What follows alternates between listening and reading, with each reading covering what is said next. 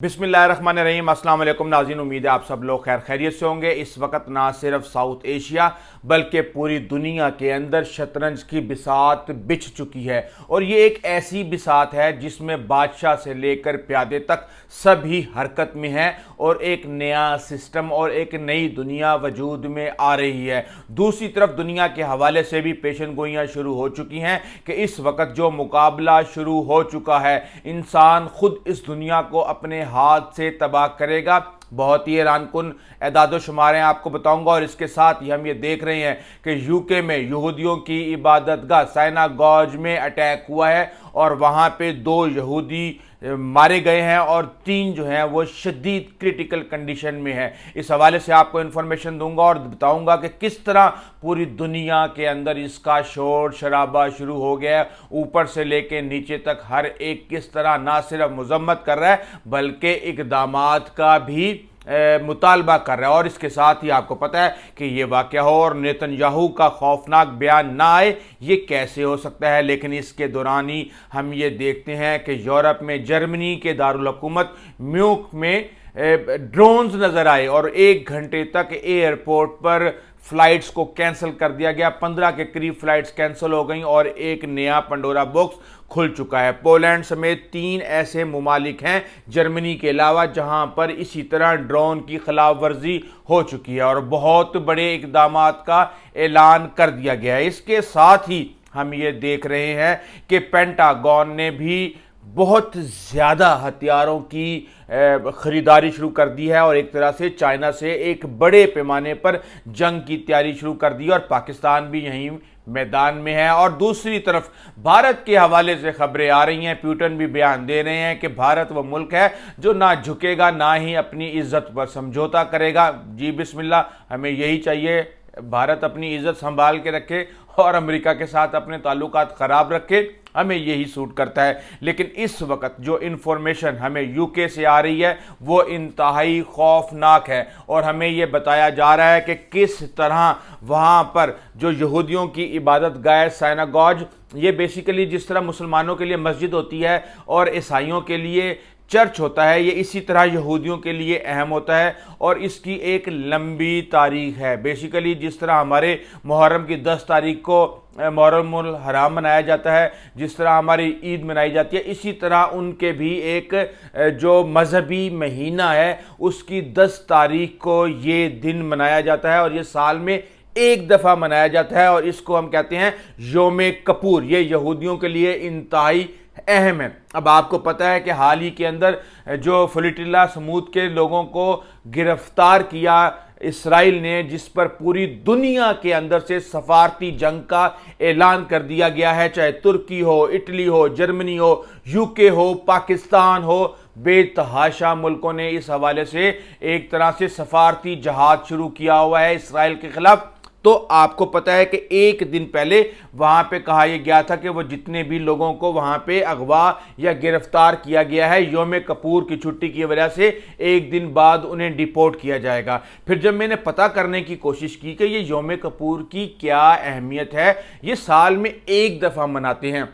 इससे पहले जब सोलोमन ऑफ टेम्पल था तो उस वक्त ये हर साल कुर्बानी दिया करते थे और इनका जो काहिने आज़म था वो ही सिर्फ साल में 1 दफ़ा वहाँ के मुकद्दस तरीन मुकाम पर जाता था। लेकिन जब रोमन्स ने उसको तबाह कर दिया, दूसरे सोलोमन ऑफ टेम्पल को, उसके बाद से इन्होंने सिर्फ और सिर्फ दुआओं पे और मगफिरत के ऊपर इन्हसार करना शुरू कर दिया। यही वजह है कि 2 अक्टूबर को पूरी दुनिया के यहूदी अपनी अपनी इबादत गाहों में ये फ़राइज़ सर इंजाम दे रहे थे कि यूके में सुबह 9:30 बजे ग्रेट मैनचेस्टर की इसी इबादत गाह में एक शख्स आता है। 9:10 पे पहले वो गाड़ी चढ़ाता है वहाँ पे मौजूद लोगों के ऊपर और फिर छुरी से हमले कर देता है। 9:37 पर पुलिस उसको शूट कर देती है।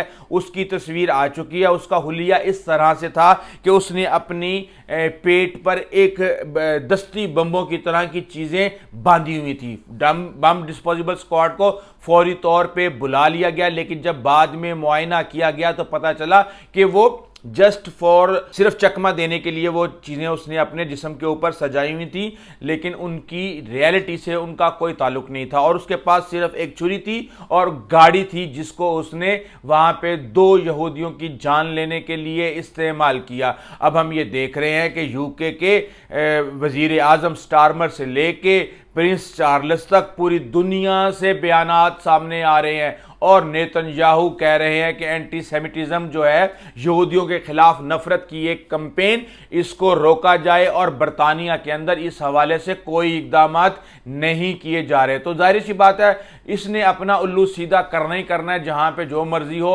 और इसने कहा कि दहशतगर्दों को उतनी सख्ती से डील नहीं किया जा रहा जितनी सख्ती से किया जाना चाहिए था।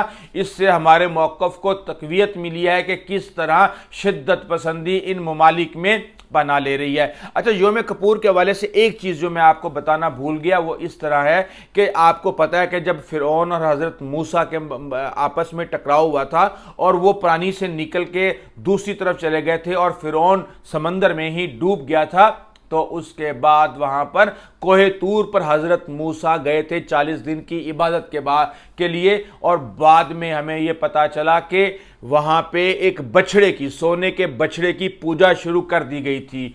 फिर जिस दिन उनको माफ़ी मिली अल्लाह ताला की तरफ से और उनकी मग़फ़िरत कबूल हुई और हज़रत मूसा ने वापस आके बहुत ज़्यादा मलामत की उनकी, तो उस दिन को योम कपूर यानी योम माफ़ी के तौर पे जाना जाता है। तो अब इसके साथ ही हम ये देख रहे हैं कि जो चीज़ें ना तो मास्टरमाइंड का पता चला, ना उस बंदे के मज़हब का पता चला। पुलिस ये कह रही है कि हमें पता चल गया है कि ये कौन है, क्या इससे ताल्लुक़ है, लेकिन हम मज़ीद इन्वेस्टिगेशन कर रहे हैं और उसके बाद करेंगे। और उन्होंने फुटेजेस भी मांगना शुरू कर दी हैं। तो बहरहाल ये एक डेवलपिंग स्टोरी है, इस हवाले से हम आपको गाइड करते रहेंगे। लेकिन दूसरी तरफ हम ये देख रहे हैं कि पेंटागन रुकने का नाम नहीं ले रहा। एक तरफ उसने $25 बिलियन के 300 F-35 का ऑर्डर दे दिया है। यही वजह है कि हम देख रहे हैं कि किस तरह ट्रंप ने अपने डिपार्टमेंट ऑफ डिफेंस को डिपार्टमेंट ऑफ वार का नाम दिया है और अब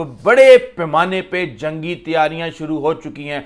$25 बिलियन के सिर्फ और सिर्फ मिसाइल के ऑर्डर्स किए जा रहे हैं, इंटरसेप्टर्स के ऑर्डर किए जा रहे हैं। और हाल ही में पेंटागन ने वो तमाम कंपनियां जो कि मिसाइल और इंटरसेप्टर्स बनाती हैं उनको अपनी पैदावार में 4 गुना इजाफे का अल्टीमेटम दिया है। और उन्होंने कहा है कि इस वक्त अमेरिका के जो हथियार हैं वो चीन के साथ किसी भी तरह वक्त कशीदगी में इजाफा हो सकता है। चीन प्लान कर रहा है ताइवान के ऊपर अटैक करने के लिए, तो फिर अमेरिका को भी इस जंग के अंदर कूदना पड़ेगा। लेकिन अगर हम अपने ज़ख़ीरों को और हथियारों के ज़ख़ीरों के ऊपर नज़र डालें तो हमें ये पता चलता है कि जनाब इस वक्त अमेरिका के हथियारों के ज़ख़ीरे आधे से भी कम हो चुके हैं। उसके पीछे एक बहुत बड़ी वजह है और वो वजह यह है कि $67 बिलियन के हथियार अमेरिका यूक्रेन को दे चुका है। इसके साथ ही पता नहीं कितने बिलियंस ऑफ डॉलर के हथियार इसराइल को दे दिए जा चुके हैं, जिसने पिछले 2 साल के अंदर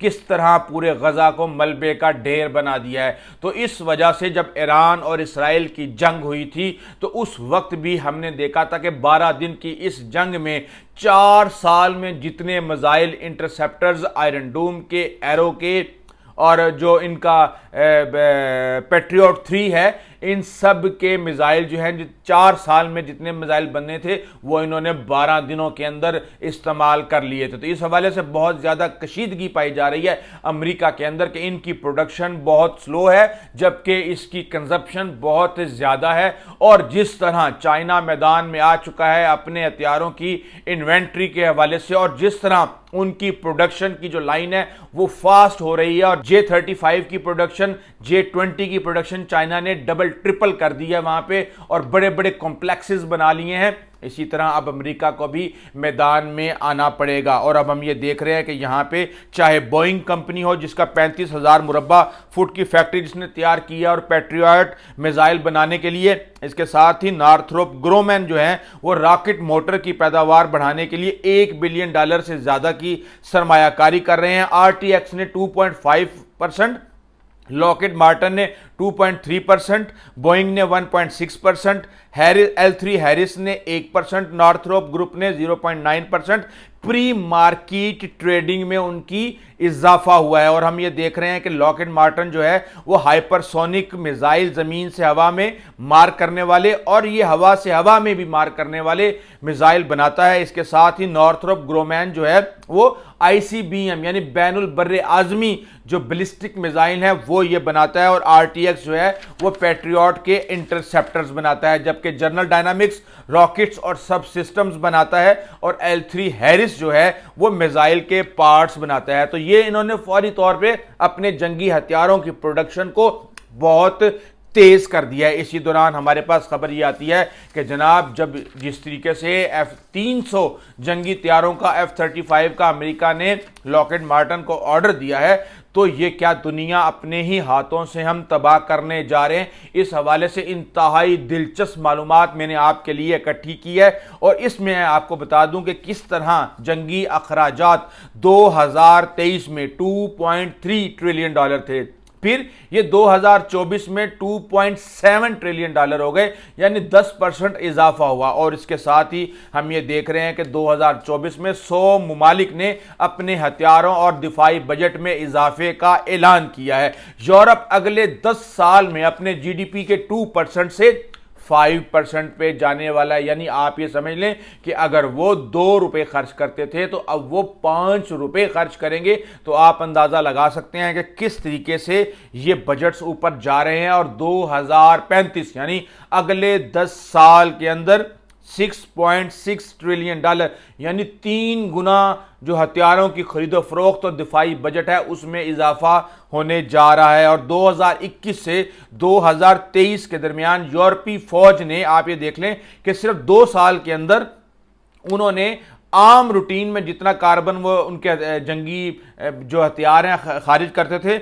उससे 3 करोड़ टन ज्यादा कार्बन खारिज किया है। और ये तकरीबन ऐसे ही है कि आप 80 लाख गाड़ियां रोड पर ले आए। अमेरिकी फौज की अगर आप फ्यूल कंजप्शन की बात करें तो पिछले 50 साल के अंदर जितना भी पेट्रोल अमेरिका की फौज ने और दीगरों ने इस्तेमाल किया है, यानी महकमा दिफा ने, उसका 55% जो है वो सिर्फ और सिर्फ जेट इंजन्स ने इस्तेमाल किया है। और सिर्फ 12 मिनट F-35 अगर चलता है 185 किलोमीटर का फासला तय करता है तो वो इतना फ्यूल कंज्यूम कर लेता है और कार्बन खारिज करता है जितना कि यूके की कोई भी कार 1 साल में करती है।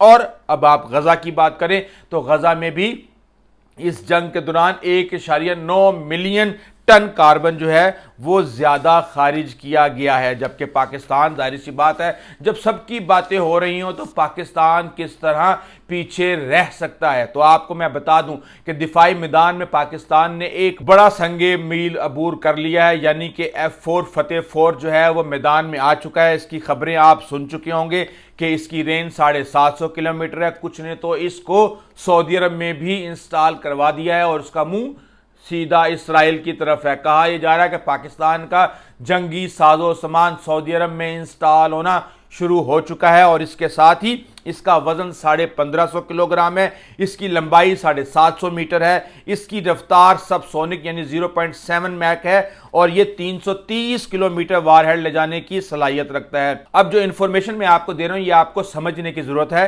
कि ये सिर्फ और सिर्फ 50 मीटर की बुलंदी पर दुश्मन की सरजमीन के अंदर दाखिल होता है, यानी बिल्कुल ऐसे जैसे कि कोई 5, 7, 8, 10 मंजिला इमारत हो और उसकी हाइट पे ये जाता है। इसको रडार ट्रेस नहीं कर पाते और इसके अंदर ट्रेन फॉलोइंग टेक्नोलॉजी है जो जमीन को देख के अपने टारगेट को पहचानती है। इसमें जीपीएस है, इसमें आईएनएस नेविगेशन है, इसमें जदीद गाइडेंस जो पैकेज है वो इसके अंदर लगाया गया है। इसमें डुअल मोड सीकर्स मौजूद हैं जो कि अपने टारगेट को पहचानते हैं और इसके साथ ही इलेक्ट्रो ऑप्टिकल, इंफ्रारेड और रेडार सेंसर्स दोनों इसके अंदर शामिल हैं। ये एंटी शिप प्रोग्राम से माखूज है और आर्टिफिशियल इंटेलिजेंस भी इसके मॉड्यूल में शामिल है। और इसके साथ ही हम ये देखते हैं कि ये बेसिकली इसको मारें और भूल जाएं, ये खुद ही अपना हिसाब किताब लगा लेगा, ये मैनोवर भी करता है और ये दुश्मन के जो डिफेंस सिस्टम है उसको टारगेट करने की सलाहियत रखता है।